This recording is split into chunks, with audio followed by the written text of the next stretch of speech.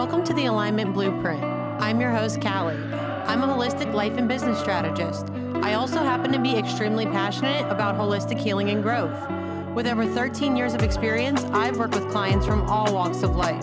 I also know living an authentically aligned life in business and in health can be a little overwhelming. I'm here to break it down for you and take you on my journey to authentic alignment. Remember, the materials and content within this podcast are intended as general information only and are not to be considered a substitute for medical advice or treatment. Hello, and welcome to the Alignment Blueprint. I am here with someone very special to me, which is going to make her feel super awkward and uncomfortable. And it's probably going to be the most ridiculous podcast episode I've ever had in the entirety of this podcast. But I had to have her on because she has been my best friend since we were 12 and 13 years old. So over 20 years, which is kind of makes me like sick to my stomach to know that we've been friends for over 20 years, but also the happiest in the world because I have the best friend for over 20 years. But I'm here with my best friend, Amanda, and we are going to talk today about wherever the conversation takes us, honestly. I want to talk a little bit about my journey and kind of our journey together and what it's like to hold a friend with mental health diagnoses and things that I've gone through and been through and worked through, and also anything she wants to share about her journey. But how are you today, Amanda? Oh, I am doing fabulous. Thanks I'm for so having happy to me. hear that. I'm so happy to hear that. Yes. So We'll we both enjoy have, this quiet time while it lasts because I don't know how yeah, long it'll last. we both have kids in the house right now, so you'll have to bear with us if our kids are involved in the podcast, but that's part of being moms. So You know how it goes. And we want to share our real lives with you guys today. So, Amanda, is there anything you want to share about yourself? Probably, I guess, with this, especially with this episode, knowing my background as like a social worker. So having that knowledge and experience in the mental health field and behavioral health, so that's probably something to be noted. Hold on, stop. Probably worth mentioning, like my professional career, being a social worker, working in behavioral health and mental health field for what? Oh my gosh, what is this year? What, 10, 11 years now? Oh my gosh. Yeah. So that's probably something worth to be noted, that having that knowledge and background.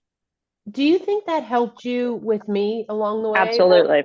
Okay. Absolutely. But I think it definitely helped, but I think it also, me being more aware from having that background and experience, probably made it harder in your personal life. Like I can separate it when I'm working, but then having to deal with it in your personal life it's just different.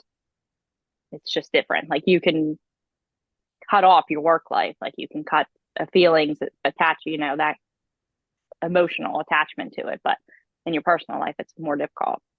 Yeah, I can imagine. So then I would ask, because I know you don't like to talk about feelings a lot, but yeah. How did that feel like throughout? So if you don't know about my journey, which if you've been listening to this podcast for any amount of time, you would know that I survived mental health diagnoses. I am diagnosed bipolar. I survive anxiety and depression pretty severely at times. I'm a lot better now, but in the past, it was very difficult for me. And I also survived alcoholism and drug addiction. So what I'm wondering is, what is the feeling to see someone that you love like hurting themselves and hurting in general?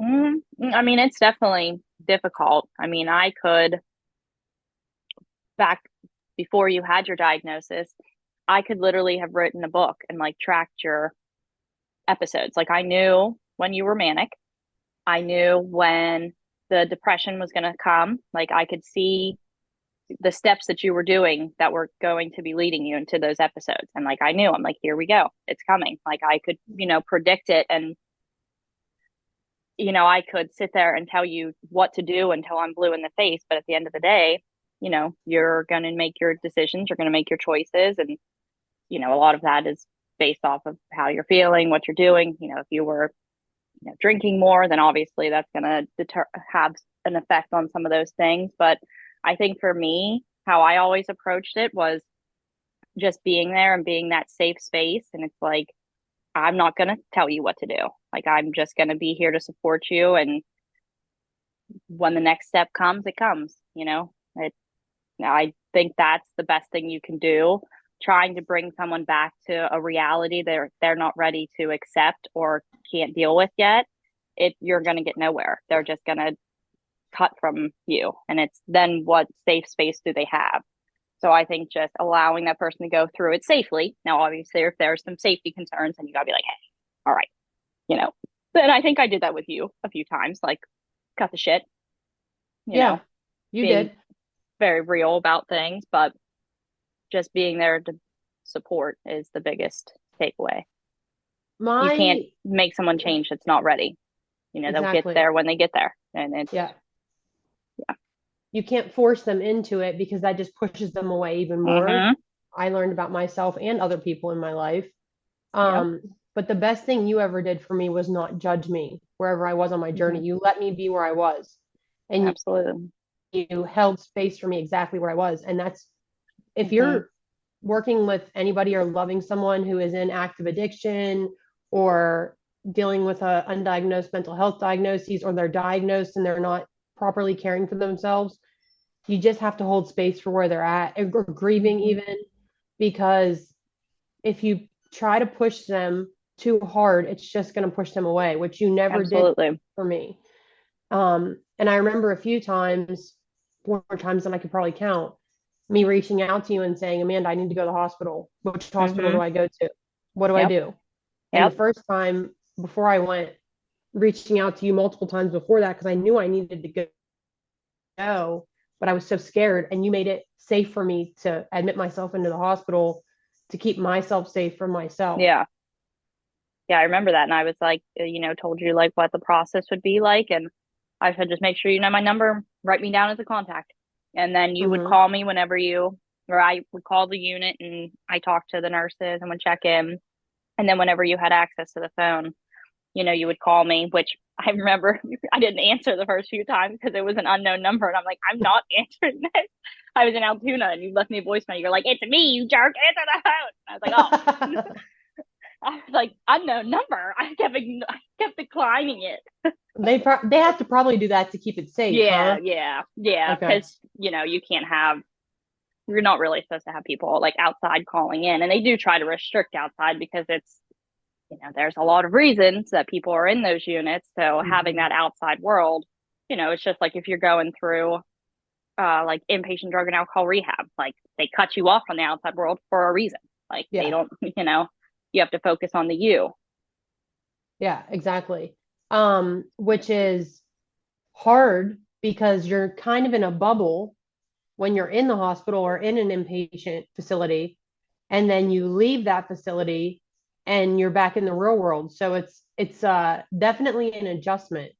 Um, I don't know if you have any, I know you've never been in an inpatient facility, but you've worked with clients for a long time, and patients, but do you have any like recommendations for people that are in an inpatient facility or even like a partial hospitalization and then Mm-hmm. transitioning back into the real world?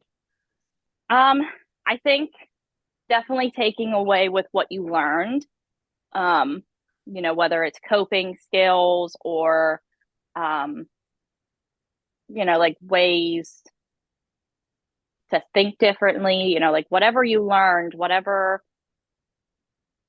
like triggering you or whatever the cause was, whatever helped you, you have to keep with it. Keeping on a strict schedule is so helpful. Like have a routine. You have to have a routine or else you'll fall back into old patterns, old behaviors. Um, if you're, I'm not a big medicine fan either. I don't push meds, but there's some people that if you have to take meds, you have to take meds. It is what it is. Take them. Continue with Yeah. therapy. Get outside. I mean, I advocated that all the time for anyone that was suffering from depression or struggling with depression, get outside. Just, I know it's so hard to get outside. Just get outside. Even if Absolutely. you just sit there, fall asleep outside, it just get outside. Like, I think that's one of the best things. Reach out to people, talk, go for walks. Like, you have to keep busy, uh, especially those first, like that first month. And then it'll get easier as you go on. Yeah. Being in a routine absolutely changed my life. Like getting Mm-hmm. inside of a strict routine, um, Absolutely. and staying consistent with it changed my life for the Mm-hmm. better. And leaning on supports was the biggest thing I did Because because that's hard. It's hard to yeah, ask for it's help. very hard. But if It's you very finally hard. went to that step and you made that step, like, all right, I went this far. What, what, why not? Keep it going. Yeah. But I you mean, and you've my already mom, got your lowest. Like, yeah, can't go any lower. exactly. You and my mom made it easy for me to lean on supports, and my dad once I told him what I was Yeah. experiencing, because you're right, you were right when you said you could see my behaviors and you Mm-hmm. could see the pattern because my mom is the same way. Mm-hmm. She can look in my eyes and see that I'm declining or Yep. that I'm having a bad day. And I Yep. wear it on my face. And just having, and I know I'm very lucky, but I promise Mm-hmm. you, I'm very lucky to have the sports I do. But I promise you, if you reach out to people, the right kind of people, the ones that want to lift you up and you find that Exactly. community, you will have that too. Because I've had people say to me before, and it does make me feel a little guilty, but I can't feel guilty that I leaned on sports and I asked you No. guys for help. Um, but I've had people say before that I'm so lucky because I have such a good support system. And I am extremely lucky. I'm extremely blessed. But I've also prayed for this. I've asked for help. I Mm-hmm. have surrounded myself with the people that I know will push me to be a better me every day Yeah. instead of the crowd I was hanging out with prior to Mm-hmm. getting better, which was the ones that didn't want me to be better. They didn't want Yeah. me to grow. They liked you in that low state. When people are using you and you don't even know they're using you, it's like those people want you in that continued depressed state because, hey, you're going out to the bar drinking every night and you're buying me drinks. Like, what do you mean you're not coming to the bar drinking? Oh, you're no fun anymore. No, drinking doesn't align right with me. It doesn't make me feel good. So if that's the version you like of me, then you clearly don't know me and you don't like me and you don't need to be around me. I mean, having those boundaries and cutting those ties, it's hard because you're It's very cutting an hard. older version of yourself. But it's like, I'm growing. I don't want to be that person anymore. So if you can't develop with me, then you get left in the past. And there's a grieving process to that too. Uh Just huh. the death of Absolutely. a living or whatever, the death of someone that's passed on, Mm hmm. and then the death of a relationship. Yeah, There's a grieving process to that too, it and I've is. experienced it, and it's hard, but Mm hmm. And people don't talk about that either. Like, that's mm, hard to lose even an old version of yourself, like to mhm. grieve that past and then to lose a friend, who thought you thought would be a friend. Like, that's, and I feel like that's not talked about a lot. Like, that's rough for Yeah. sure. I try to talk about it in my posts on social media more, like that I had to Mm-hmm. grieve the pieces of me that I was before and the people, Mm-hmm. places, and things that I lost.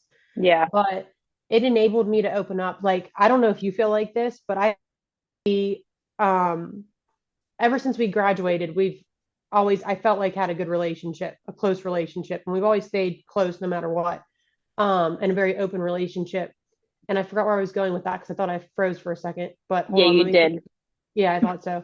Yeah. Um, so you'll have to bear with us with the Wi-Fi because I live in the mountains Right. now and my Wi-Fi ain't that good. Up in the But sticks. I know, right? We ain't got Um, Wi-Fi around here. damn it, what was I gonna say? Something about we've. Ever since we graduated. Oh, I know what I was gonna say.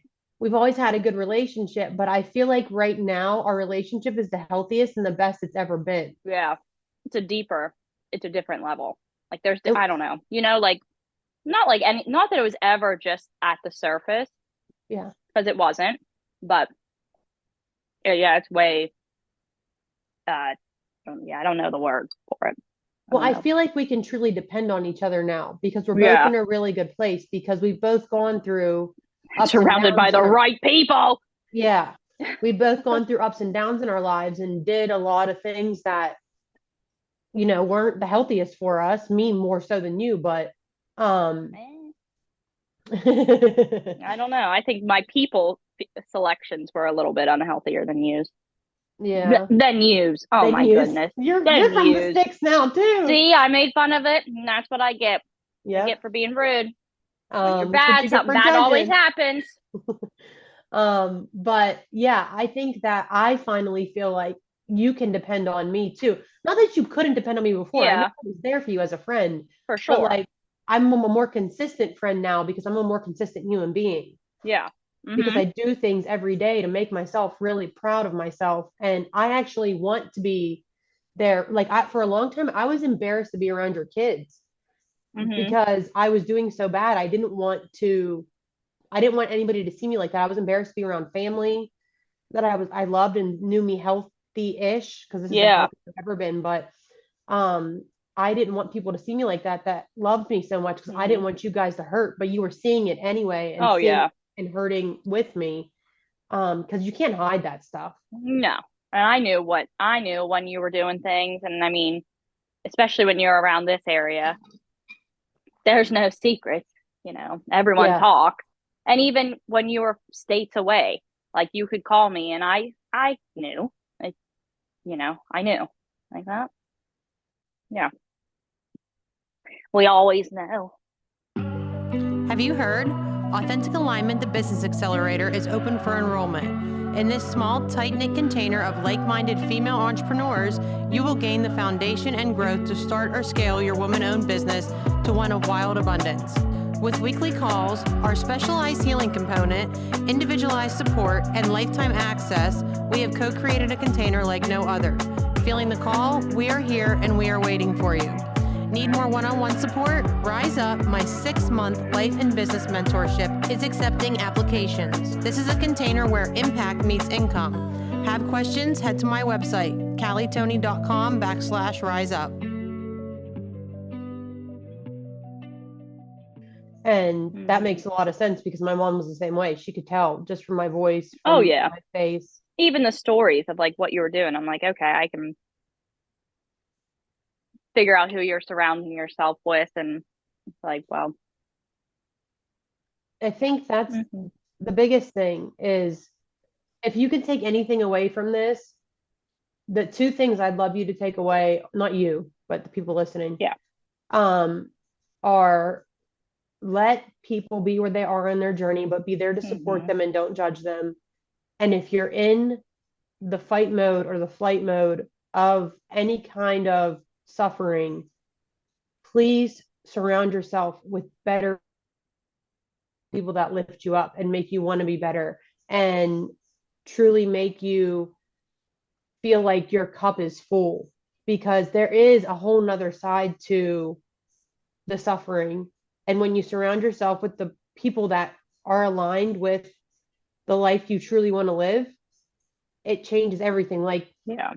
you've changed your friend group a lot. And Mm-hmm. I love your friend group now. And I feel like Mm-hmm. I have friends through your friend group and I've Yeah. changed my friend group a lot. That's Mm-hmm. something we did too, always is we had our own friend groups, but we always included each other in each other's Yeah. friend group that we Absolutely. thought was important. Like it was a non-negotiable. If you're going to be friends with me, you have to Mm-hmm. accept this person too. Yep. Yeah, that was always a rule. Even in our like dating lives, I I feel was like just going to say that. that was a rule. Yeah. Like it. Yeah. You get one, you get both. Sorry. I remember at your wedding, yeah, at your wedding, I did my speech and I was like, yeah, Nate, basically you're stuck with me forever. Well, he's had some experiences with that. So. And he's also set some boundaries with you and has been almost a parent figure. Hold on. Yeah, he's definitely had some experiences with that too, and he's set some boundaries and told you what are you doing a few times too. He saved me. Yes, he Yeah, he did, has. And he saved me more than once from uncomfortable, really awkward, bad situations. and was I'll, ready to go if he needed to go. yeah. I will never forget when he came and got me at Uh, the bar a and just bar grabbed at my 1 arm. a.m. Yeah, someone left me there. Yep. This is not a story I am proud of, but someone left me there. And he came and got me, and Amanda was asleep, and I just We called were Nate. And both sleeping. Oh, He was woke up. Yeah, he Oh, woke up. I don't wake up to call, so yeah. I called Nate and I was like, I need someone to come get me. And he just came, got me, grabbed my arm, and was like, let's get out of here. We're going home. and he was And like, we he went, just left you here. yeah. He was What so were you doing? mad. He was so mad. And then we got sheets and ate in the car and then went home and passed out. But And the I next don't, morning he was like, don't you ever talk to him again. Don't you go back to that place. what I do. He was like, Not enough. listen And you didn't listen. And he's like, well, for years. that's your choice then. Mm-hmm. He never judged me either on my journey, No. which was good. He always accepted the fact that I was going to be in your life wherever I was, even in Florida. And he brought you into his friend group, and then they were supports for you, still are. Yeah. So, yeah. So I taught him well. You did. You really did, honestly. Poor guy's got to put up with the both of us for the rest of his life. God bless. Whew, that's a tough one. That is. That's a tough one. Someone's got to do it. I don't know. Exactly. Is there anything, hold on, my headphones popping out. Is there anything that we should have talked about that we didn't talk about? Or anything I should have asked you that I didn't ask you? We kind of just went back and forth. They didn't ask too many questions, but is there anything you want to share? Usually when I ask this question, people are like, nah, I think you pretty much covered everything, but I want to make sure that there's nothing that you want to share. Or no, I think you gave the big takeaways. Like I feel like that was the best thing that I could have done in that position. And not also, I think telling like the person who's witnessing the person suffering of any kind, like stop trying to be their hero and save them. They're going to save themselves. You just need to be there for support. Like, preach. You can't, like, it's a lose-lose battle. You'll never win. You can't do it. You're just going to exhaust yourself. If you're doing more work than the other person, there's a problem. You have to allow them to do the work. Exactly. No one was going to save me. And I try to tell that to people now. I'm like, you have to do it for yourself. You have to do it for yourself. You do. You really cannot do it for someone else. You have to do it for yourself because you are your biggest driving motivator. And if it's for someone else, it's not going to stick. Absolutely. Did Nate just walk in? I don't care. It's fine. She's like telling him to whisper and be quiet. And then he brought in some gremlin. Oh no. My feralist child, the second kid. Oh gosh. I don't have that yet. Or maybe I'll never have that. I don't know. I don't have two kids, but I always hear you have the second one and then it's like, what the hell? Oh, let me tell you. The first one was so easy. It was. And he's like me. He's easygoing. The second one, nope. I know I said I didn't have two kids. Now Annalise came out. Annalise like, what? You have two kids? No, I said I didn't have two kids. Annalise is like, did I get this? Did you run this by me first? Excuse me? Because I've seen those children. I don't know if I'm on board with this, Mom. Yeah, right. She loves them. Cool. Well, I appreciate you for everything you've done in my life and being there. And I know you love me being mushy, so I'm gonna keep going. Yeah, I was gonna say, if you think I'm gonna sit here and be sentimental, you're cray. No, I know better. Mm-hmm. But I do appreciate you for everything, and I appreciate you being a part of my family because you're more than my friend. You are literally my closest family. Thank you for joining me for another episode of the Alignment Blueprint. I hope you enjoyed and got at least one takeaway. Liking what you hear? Subscribe to this podcast on whatever platform you listen from. And don't forget to join me over on Instagram at CallieTony_. That's at CALLITONY_. Talk soon.